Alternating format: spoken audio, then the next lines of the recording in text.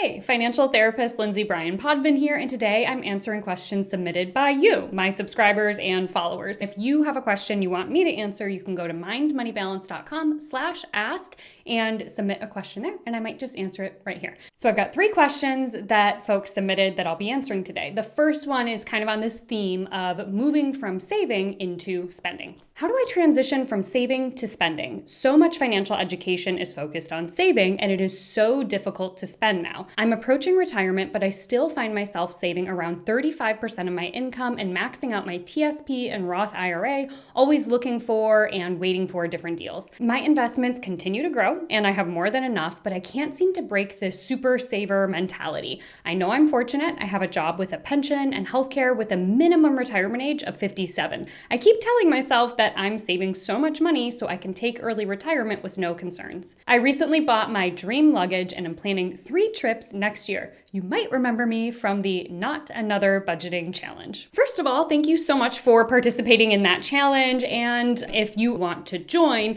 make sure you get on the email list and I'll send you info on how to participate in that challenge. Second, big round of applause for you. This is amazing news that you have been focused for so many years on training your brain to prioritize your overall stability, foundation, and security.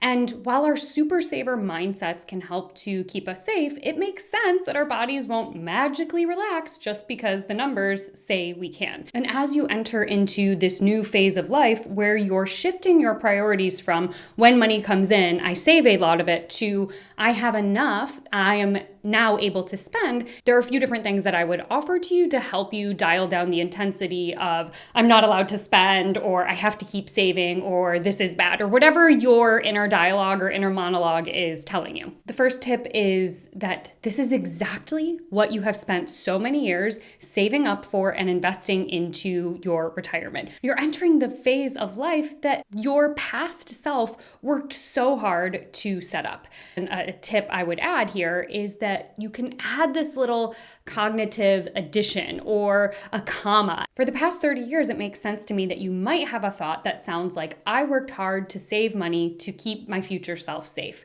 So now you can add on to that with that little comma or semicolon by doing something like, I worked hard to save money and keep my future self safe. And now I can practice safety by enjoying what money affords me. And you can even riff on this to make it even more tailored to you. Maybe money affords you the ability to travel. Like you said, you're taking 3 trips in this upcoming year. Maybe money affords you the ability to pick up the tab when you're dining out with friends, or to host more often at your home, or simply doing things like upgrading or replacing items around your home that have, seen better days, such as giving yourself permission to buy new towels and socks. If that feels hard, you can also find ways to kind of nurture that saving mentality by channeling that energy into something else. For example, maybe channeling some of that I need to do X energy can go toward I get to now volunteer for 10 hours per week at a community cause that matters a lot to me.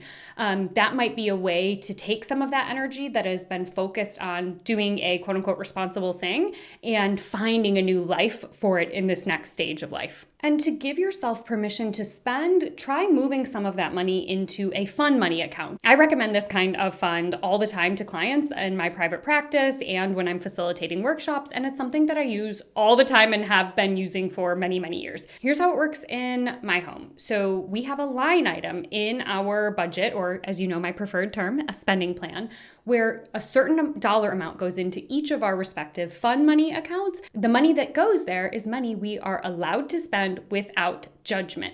And there is something for me personally about reframing it and moving a little bit of money into a fun money account that gives me the permission to use that money for exactly what it's labeled for. So if you have all of your money, for example, in just one big savings account, you could open up another savings account and label it fun money. Sometimes when we have all of our money lumped together in one place and it's just housed under one savings bucket or savings umbrella, it's really hard for our brains to decipher that some of that savings is meant to be spent. So relabeling it as fun money could help. Given that you wrote in your question that you want to focus on travel, I would invite you to maybe split it into 3 different funds, having your general savings account, a fun money account, and then also a travel account. If this idea of fun money resonates with you, I have an entire video that goes into depth on it, so you can check that out. If you're more of a reader, you could read the blog post instead. Good luck. Let us know how it goes. Would love to hear what works for you or what tips resonate. Just drop it in the comments once you've had a chance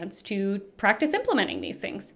The next question is all about shared expenses in a partnership. My partner and I live together and share an account for shared expenses, things like rent, groceries, and utilities. But we keep separate accounts for individual expenses, such as our self-care spending and hobbies.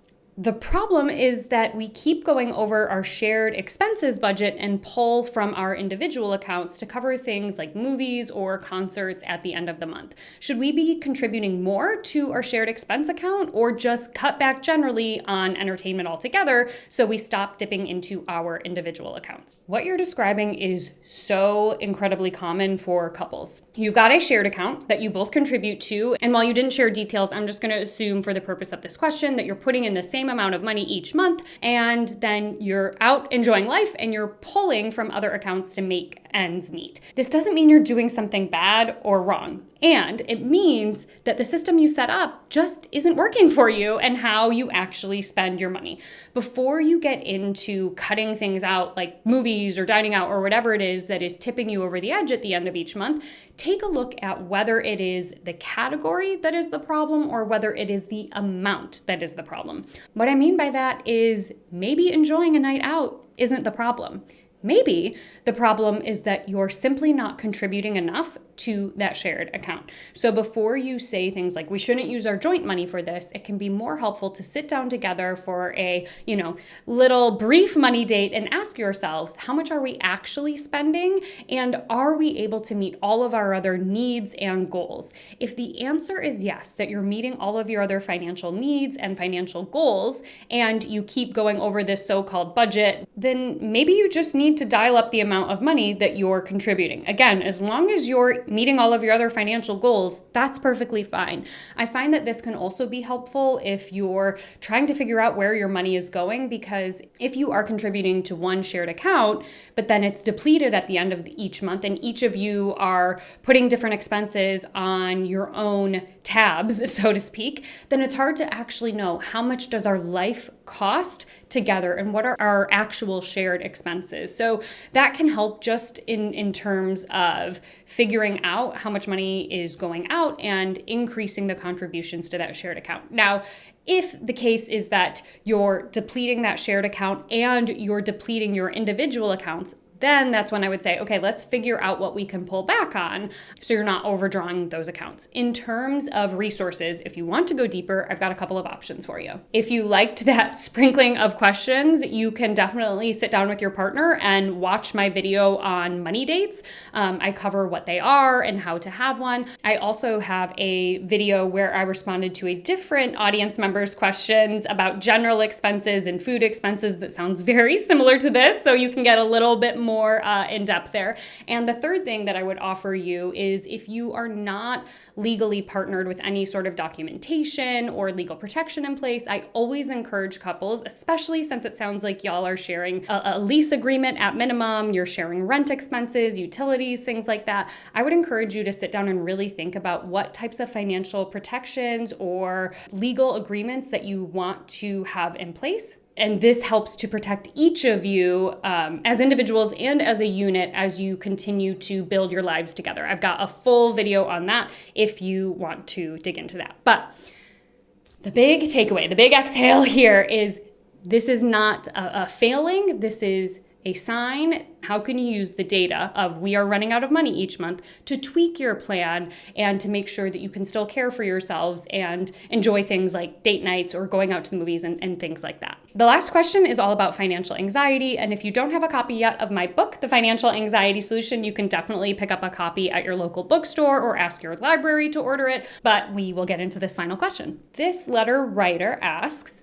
how do I manage debt and survive while trying to work through financial anxiety and obsessing over it? First, let's just take a deep breath. Anxiety on its own is overwhelming. Debt on its own is overwhelming. When these two overlap, our brains can get stuck in this cycle of spiraling and obsessing and trying to fix everything all at once. Something that makes financial anxiety so intense and heavy is that your brain is constantly scanning the horizon for danger, trying to protect you. If you're not familiar with financial anxiety, it can show up as obsessing over your numbers, replaying the worst case financial scenarios, or feeling like you have to solve every single thing immediately in the right or perfect way. But the truth is we don't. And quite frankly, we can't. We have to take things one step at a time. I want you to extend some grace toward yourself because there's a chance that some of this anxiety and stress is not just coming from the actual numbers themselves, but is coming from outdated advice or shame-heavy financial messaging. And this type of outdated or misinformation or shame-heavy advice just makes our anxiety worse.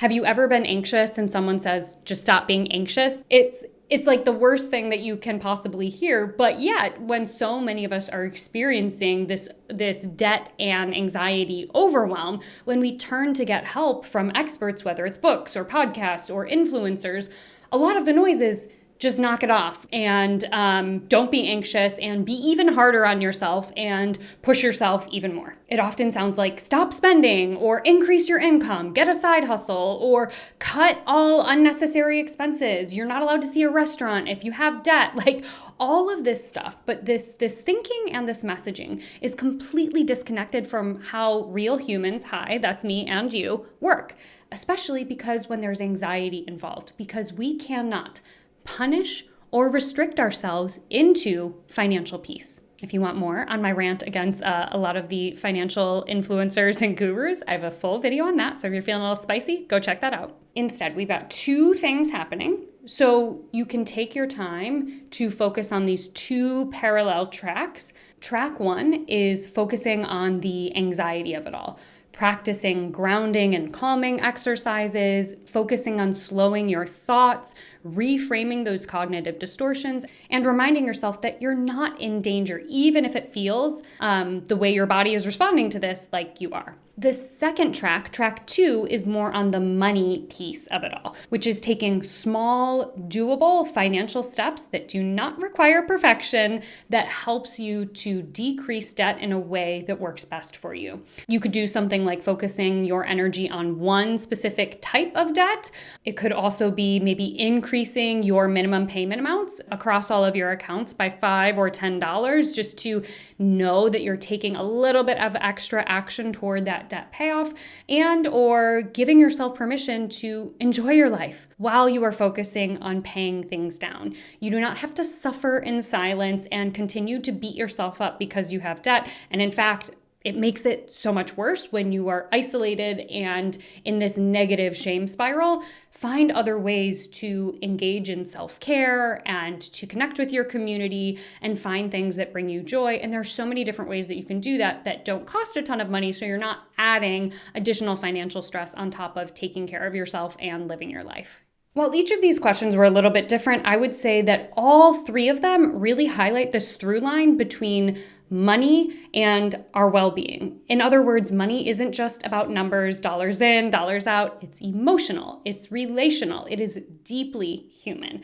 Whether you're learning to spend after focusing on saving for so long, trying to make a shared system work with your partner, or navigating your debt alongside experiencing financial anxiety, the goal isn't to just erase all of your feelings. It's to acknowledge them, to get curious about where they come from, and to find ways to dial down the intensity of the emotions that get in the way and really focus on discernment and alignment. Sometimes that means giving yourself permission to enjoy what you've built or what you've saved for. Sometimes it means adjusting the systems you use, and sometimes it just means like slowing down and tending to your anxiety or your mental health and coming back to the money decisions once you're more grounded.